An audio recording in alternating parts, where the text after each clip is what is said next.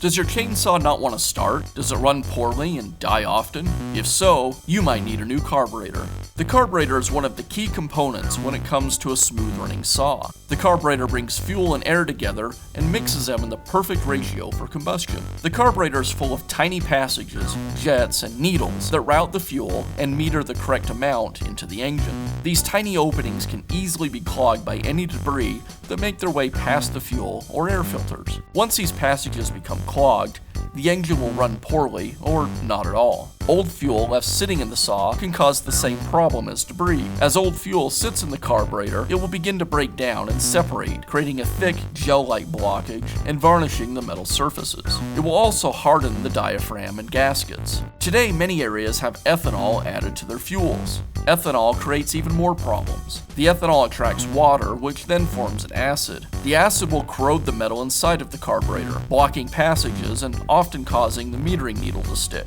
While most carburetors can be rebuilt, sometimes a new carburetor is priced low enough that buying a rebuild kit and taking the time to install it just doesn't make sense. Replacing the carburetor is a repair that you can do yourself, and I'm going to show you how. Hi, I'm Mark Socha. Do-it-yourself repairs like these are easier than you might think. From lawn machines to cordless drills, kitchen mixers, outdoor grills, our how-to videos walk you through each repair from start to finish. So doing it yourself means never having to do it alone. Let's get started. Before you begin, you'll want to go ahead and drain the fuel out of the saw. I'll begin by removing the top cover.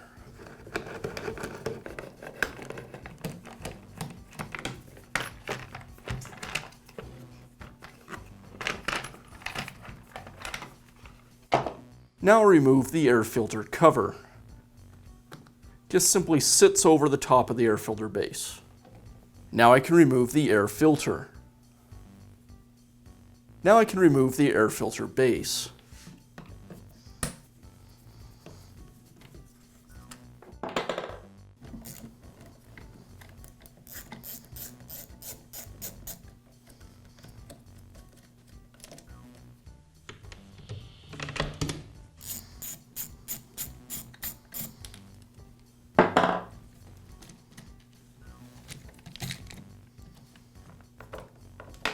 Next, I'll remove the throttle linkage. I'll pull the trigger so I can access the end of the linkage and pull it away from the trigger. And now I'll remove the carburetor.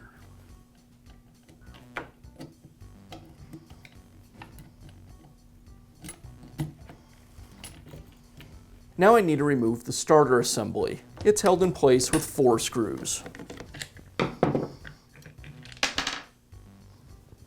Now remove the incoming fuel line from the carburetor. And now remove the return fuel line from the primer bolt.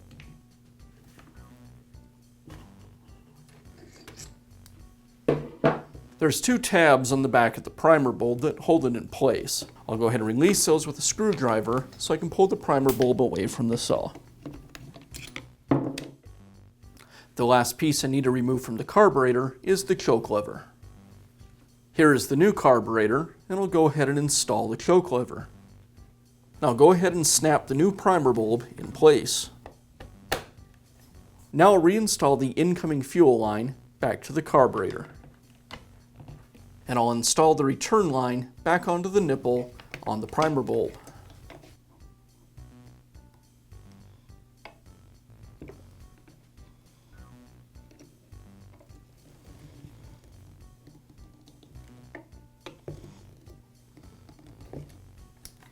Now reinstall the starter assembly.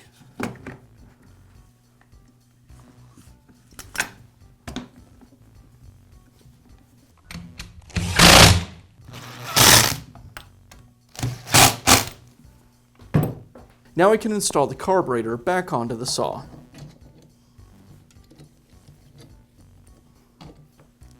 I'll make sure that the intake tube lines up with the carb as I slide this back onto the saw.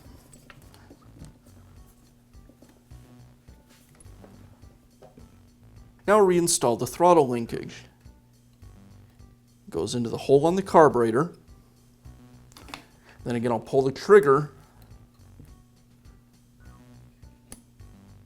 and slide the linkage back into place.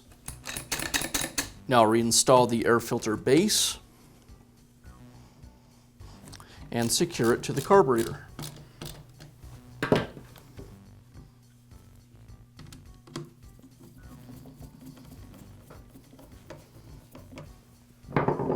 Now I can install the air filter.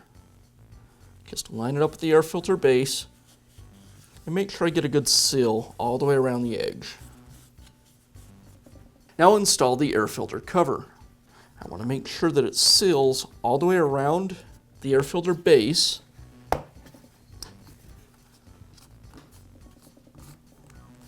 just like that.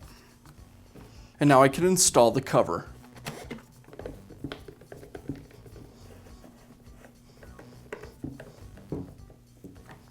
Be sure to check back often for new videos and expert advice. If you found this video helpful, give us a thumbs up and leave a comment.